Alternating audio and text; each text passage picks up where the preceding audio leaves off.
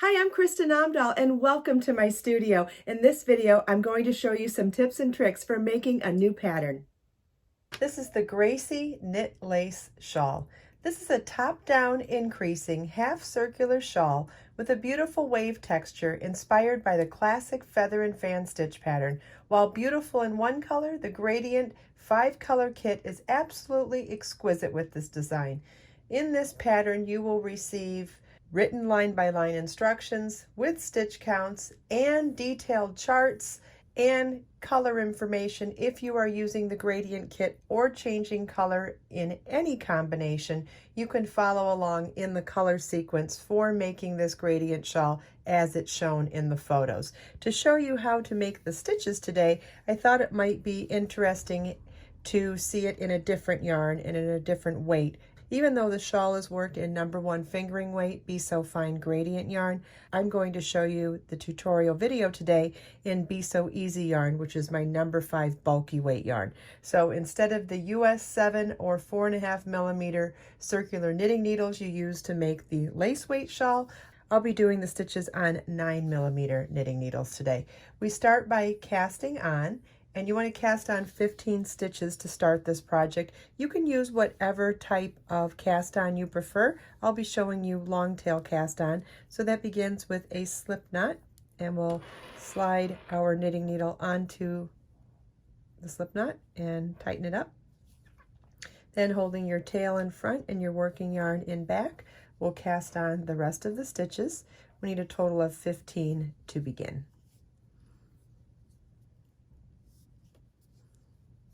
If you are interested in using stitch markers, the pattern also details for you where you place your stitch markers and where you slip them. But in order to allow you to see the stitches more closely, I will not be using the stitch markers in the tutorial video. Okay, row 1 begins with, and row 1 is also the right side.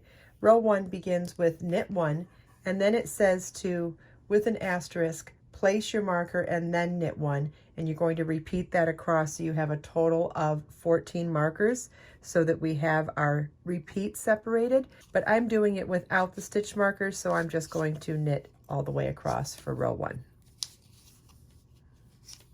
This is what your work should look like at the end of row 1. You should have 15 stitches. Row 2 begins with a knit 1. Then we're going to purl. So you move your yarn to the front of your work and purl across to the last stitch, then knit the last stitch. Before knitting that last stitch, you want to make sure you move your yarn back to the back of the work and then knit 1. And this is what your work should look like at the end of row 2. You should still have 15 stitches. Row 3 begins with knit 1. If you're following along in the pattern for markers, you would be slipping your stitch marker at this point, and then it is yarn over, knit 1, slip your marker, and you want to repeat yarn over, knit 1, and slip your marker all the way across to the last stitch, and then knit the last stitch. This is what your work should look like at the end of row 3, and you should have 28 stitches. Row 4, we are going to knit each stitch across. Keep in mind that some of those stitches are yarn overs at this point, so there's a yarn over from the previous row. We're going to knit it just the same as we knit the knit stitches. So we're going to knit each stitch across for rows 4 and 5, and you should be maintaining your stitch count of 28 stitches. Row 6 is knit 1, then move your yarn to the front, purl across to the last stitch, then move your yarn to the back and knit the last stitch. Same thing that we did for row 2. This is what your work should look like at the end of row 6. Row 7 begins with knit 1. And if you're using markers, this is where you would slip your first marker. Our repeat for this row is knit 1, yarn over, knit 1, and slip your marker. So we'll repeat knit 1, yarn over, knit 1, and slip your marker if you are using markers. And you want to repeat this all the way across to the last stitch and then knit the last stitch. This is what your work should look like at the end of row 7. You should have 41 stitches. For rows 8 through 10, you want to repeat rows 4 through 6, which was knit across for row 4, knit across for row 5, and then row 6 was knit 1, purl across to the last stitch, knit 1. So you want to work those 3 rows in that sequence for rows 8, 9, and 10. This is what your work should look like at the end of row 10, and you should still have 41 stitches. For row 11, we're going to start with knit 1, and then if you're using a stitch marker, you would slip your marker at this point.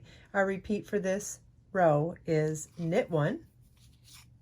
Then in the next stitch, we're going to work knit 1, yarn over, knit 1, all in the stitch before we drop it off the left-hand needle. So it's insert your knitting needle as if to knit, knit 1, yarn over, and knit 1, all into that same stitch before we drop the stitch off the left-hand needle. So we've turned 1 stitch into 3 stitches and knit 1. Our repeat again is knit 1. Well, let's go back. So if you were using stitch markers, you would slip your marker, knit 1, then knit 1, yarn over, knit 1, all into the next stitch before dropping it off the left-hand needle, and knit 1. And you want to repeat this all the way across to the last stitch and then knit 1 into the last stitch. You should have 67 stitches at the end of row 11. This is what your work should look like at the end of row 11. You should have 67 stitches. For rows 12, 13, and 14, you want to repeat rows 4 through 6 again. So that was knit 1 row, knit a second row, and then knit 1, purl across to the last stitch, knit 1. You want to repeat that for rows 12 through 14. This is what your work should look like at the end of row 14. You should still have 67 stitches. We're now ready to begin row 15, which starts with a knit 1. If you're using stitch markers, you would slip your marker here. And our repeat for this row is knit 2. Knit 1, yarn over, knit 1, all in the next stitch.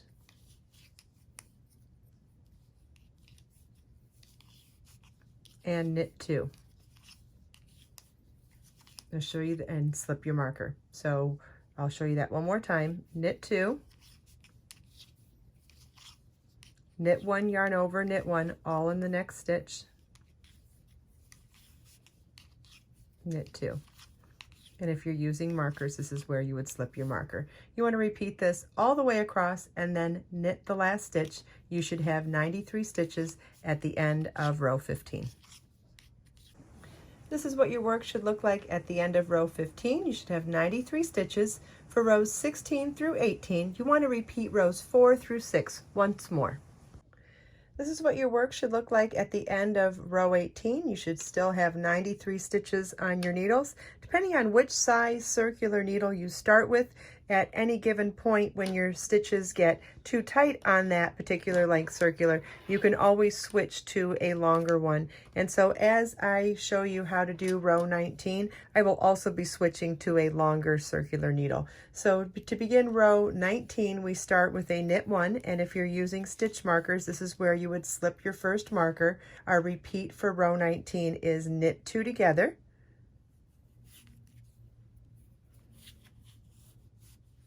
Knit 1,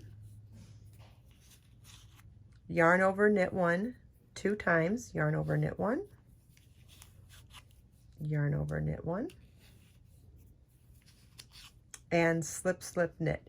We're going to slip 1, slip 2, insert our left hand needle into both stitches, and then knit them together. And that gives us a left leaning decrease, whereas the knit 2 together gave us a right leaning decrease. And if you're using stitch markers, you would slip your marker at this point. So I'll show you the repeat one more time. It is knit 2 together,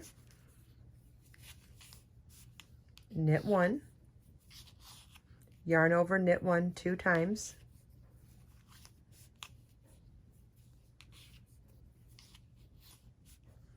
and slip, slip, knit.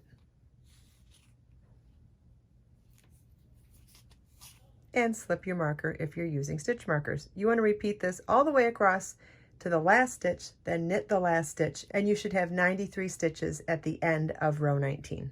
This is what your work should look like at the end of row 19. You should have 93 stitches. Rows 20 through 22, you want to repeat rows 4 through 6 once again. This is what your work should look like at the end of row 22. Row 23 starts with knit 1. And if you're using stitch markers, you would now slip your first stitch marker. A repeat for row 23 is knit 3.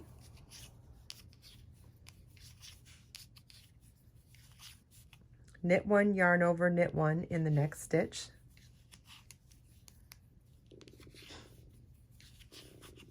And knit 3.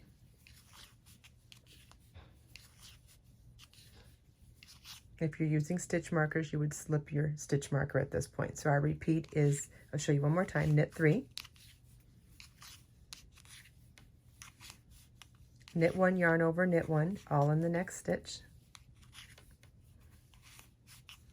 Knit 3.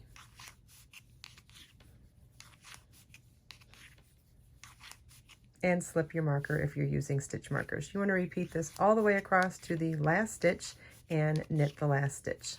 You should have 119 stitches at the end of row 23. And for rows 24 through 26, you want to repeat rows 4 through 6 once again.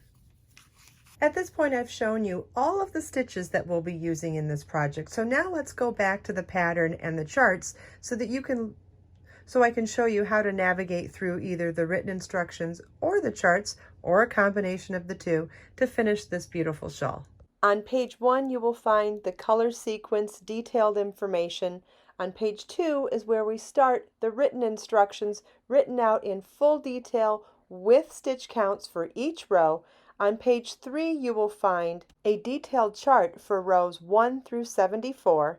Then on page 4, you will find a chart for rows 75 through 104. I hope you enjoyed this video. If you have any questions at all, please leave them for me in the comments. Everything we talked about today, you can find as links in the video description below. Let us make time to create, share, and inspire today and every day. I'll see you in the next video.